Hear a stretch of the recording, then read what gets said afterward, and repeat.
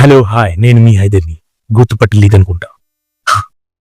సంక్రాంతికి వచ్చిన సినిమాలు చూసిన తర్వాత నా పరిస్థితి ఇలా అయిపోయింది.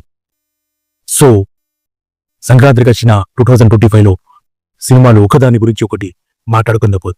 ఈ సినిమాలు చూసిన తర్వాత 10వ తారీఖున నేను గేమ్ చేంజర్ మూవీ చూశాను. గేమ్ చేంజర్ మూవీ చూడడానికి వెళ్ళాను. చూసి బయటకు వచ్చాక నా పరిస్థితి ఇలా అయిపోయింది. నేను ఇలా మారిపోయాను. ఏం చెప్పాలి? సో ఇటువంటి బక్వాస్ విషయాలు పక్కన వదిలేసి డుప్ అని పాడేశాక రివ్యూ చేయడానికి వచ్చేసానండి రామ్ చరణ్ గారి సినిమా గురించి. ఫస్ట్ ఆఫ్ ఆల్ మనం మాట్లాడుకోవాల్సింది గేమ్ చేంజర్ మూవీ గురించి.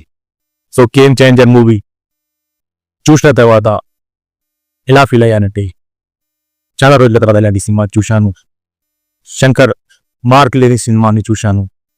రామ్ చరణ్ గారి యాక్టింగ్ బాగున్నప్పటికీ, సినిమాలో ఎస్జే సూర్య గారి యాక్టింగ్ బాగున్నప్పటికీ, సినిమాలో చాలా వరకు ఎక్స్పెక్టేషన్ తగ్గించుకున్నప్పటికీ సినిమా నచ్చకపోవడం అనేది చాలా రేర్గా జరిగే స్థితి. సో అలాంటి స్థితి గేమ్ చేంజర్ సినిమాలో జరిగింది. సో దీనికి ఒకవైపు దుఃఖంగా ఉన్నప్పుడు అప్పుడు వచ్చింది డాకు మహారాజ్ తమన్ గారి బీజియంతో, నందమూరి బాలకృష్ణ గారి నట విశ్వరూపంతో ఆ సినిమా కళ్ళకు విందైందని చెప్పుకోవాలి. సో ఇలాంటి సినిమాలు థియేటరికల్లో చూసి ఎంజాయ్ చేయడానికి మాత్రం భలే ఉంటాయి. స్టోరీ పరంగా రొటీన్ ఉన్నప్పటికీ సినిమా మాత్రం ఒక రేంజ్ లో ఉందని చెప్పుకోవాలి. సో ఈ సినిమా చూసిన తర్వాత ఇది కదరా బాలకృష్ణ గారి గురించి మనం ఎక్స్పెక్ట్ చేస్తుంది. సో మీరు ఒకవేళ ఏదైనా సంక్రాంతిలో మంచి యాక్షన్, మంచి సౌండ్ ఉన్న సినిమా చూడాలనుకుంటే మాత్రం బాలకృష్ణ గారి సినిమా తప్పకుండా చూడండి. బాలకృష్ణ గారి మూవీ చూశానండి. ఏం సినిమా అండి! తమన్ గారి బీజియం సూపర్.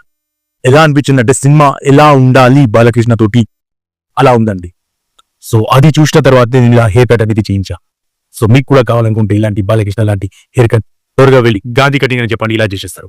సో ఓవరాల్ గా బాలకృష్ణ గారి సినిమా ఒక టైం చూడొచ్చు థియేటర్ ఎక్స్పీరియన్స్ కోసం. సినిమాలో కథా స్టోరీ పరంగా చేస్తే రొటీన్ స్టోరీ అండి. సో బాలకృష్ణ మేనరిజం తోటి సినిమా అద్భుతంగా ఉంటుంది. తమన్ బీజియం తోటి అదిరిపోతుంది. సో మన ముద్దుల డైరెక్టర్ కుంభేష్ అనుకోవచ్చు. సో బాలకృష్ణకి ఈ సంక్రాంతి గట్టిగానే హిట్ వచ్చింది అనుకోవచ్చు. సో మీకు ఎలా అనిపించిందో బాలకృష్ణ గారి సినిమా చూసి కామెంట్ సెక్షన్ లో కామెంట్ చేయండి. అండ్ నా ఛానల్ సబ్స్క్రైబ్ చేయడం మాత్రం మర్చిపోకండి. ఇంకోటి, బాలకృష్ణ గారి సినిమా చూసిన తర్వాత నాకు అనిపించింది, వా సినిమా ఎలా ఉన్నా బాలకృష్ణ గారి స్టైల్ మాత్రం కిరాక్గా ఉంది. సో అందుకే నేను ఈ సినిమాకి బాలకృష్ణకి జై బాలయ్య అనే స్టార్లని ఇవ్వకుండా జయ బాలయ్య అనే స్టార్లని ఇచ్చేస్తాం. సో ఈసారి బాలకృష్ణ గారు హెట్రిక్ కొట్టారు, దీంట్లో ఎటువంటి డౌట్ లేదు. సో బేఫికర్ ఈ సినిమాని మీరు బేఫికర్ స్టైల్లో చూడొచ్చు. సో ఉంటాను మరి. Daaku Maharaj. So game changer movie గురించి మళ్ళా తిప్పి వస్తే, నేను మీకు చెప్పట్లేదు గేమ్ చేంజర్ మూవీ చూడండి, నేను మీకు చెప్పట్లేదు గేమ్ చేంజర్ మూవీ చూడొద్దు. సో నాకు అనిపించింది చెప్పాను, నా పర్సనల్ ఒపీనియన్ చెప్పాను.